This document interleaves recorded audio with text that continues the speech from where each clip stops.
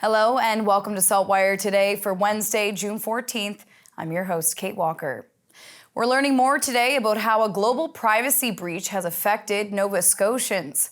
Between May 30th and 31st, over 100,000 Nova Scotians' personal information was stolen in a data breach from a file-sharing system called MoveIt.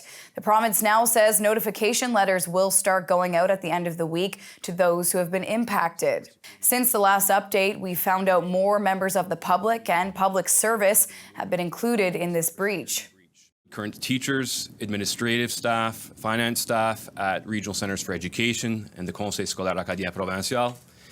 It includes patients at the early labour and assessment unit at the IWK and a very small number of students from labour skills and immigration. To be clear, all of this is in addition to the groups of people announced in our news conferences last week.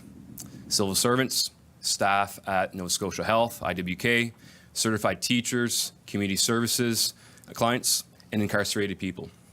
Minister LeBlanc says it's hard to put a total number on people affected because there are many duplicates. For example, the province says the number of recipients of Nova Scotia pensions whose name, date of birth, and demographic information were compromised has changed to 900 from the 1,400 reported last week. Also, the number of incarcerated Nova Scotians whose personal info was stolen has increased to 655 from 500. An update now on the status and the impacts of the wildfires across Nova Scotia. In HRM, all remaining residents whose homes are not destroyed were able to return to their properties last night.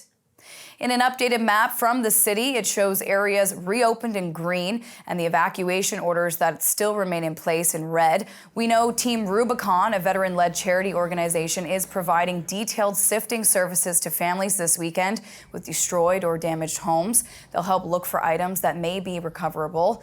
After everything that unfolded with the Tantalon wildfire, Halifax Regional Fire and Emergency put out a call this morning for career firefighters and are accepting applications until July 2nd.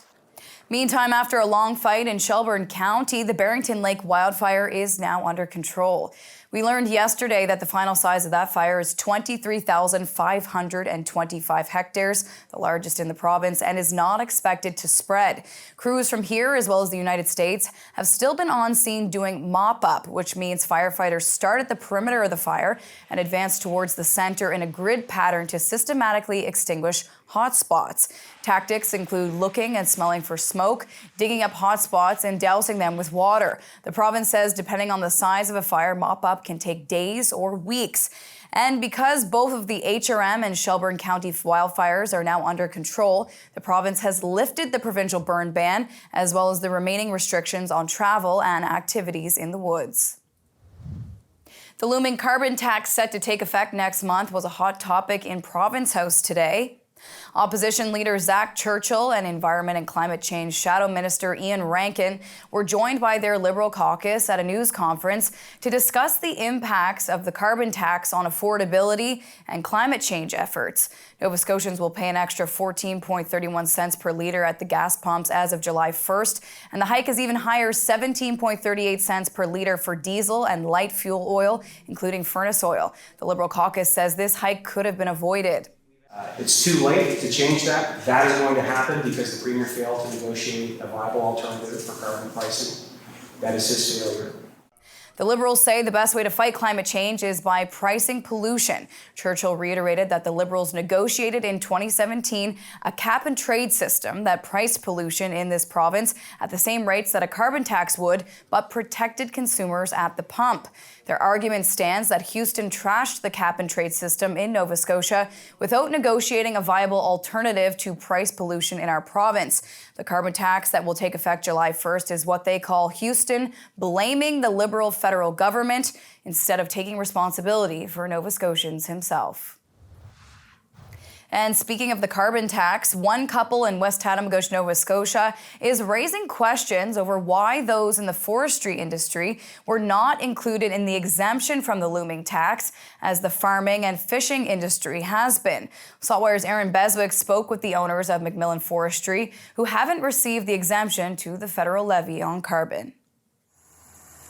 The people who work in Nova Scotia's forests recently learned that unlike the farming and fishing industries, they will not get an exemption from the carbon tax due to come into force next month.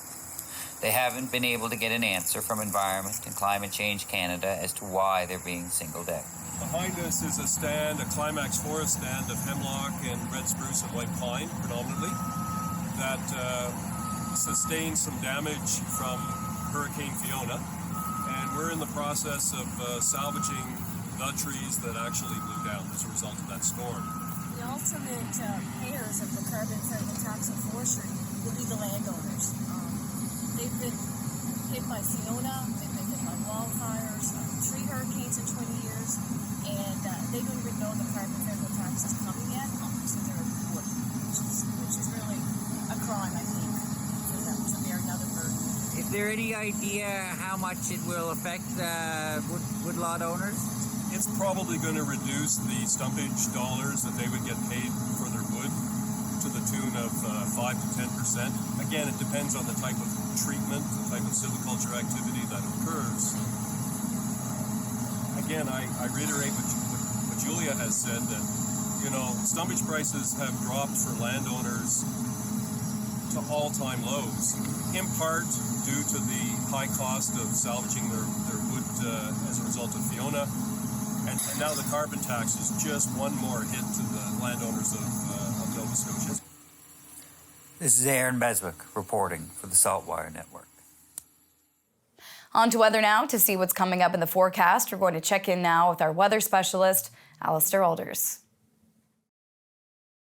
Well, Kate, after 2 stellar days in HRM, soggy weather returned to the region. We had showers, drizzle, fog patches, and even a few rumbles of thunder over parts of the province. And really, we're not going to be seeing a whole lot of sunshine over the next few days. This evening, we will have cloudy skies with a chance of showers and drizzle with fog patches, and the temperature will be near 13 degrees. 11 waking up on Thursday morning, cloudy skies, fog patches, and a chance of drizzle. Also a chance of showers. In the afternoon, we'll likely see some showers and drizzle with a risk of thunderstorms, and the temperature heading up to likely 18 degrees inland, but 14 along the coast.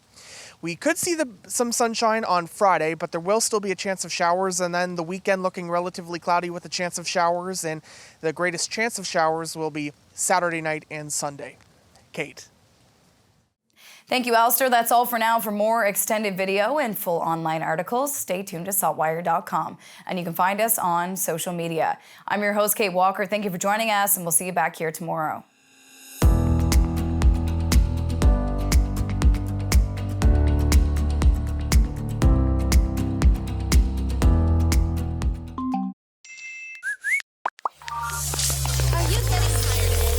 Turn off the noise. Tune in to what matters. What matters is information you can trust. What matters is the news you can use to make life's big decisions. Informed healthcare choices, casting the smart vote, or opening that business. What matters is understanding the world around you. Let SaltWire connect you to what matters with unlimited access to the information you need for only $20 for the first year. Become a member today.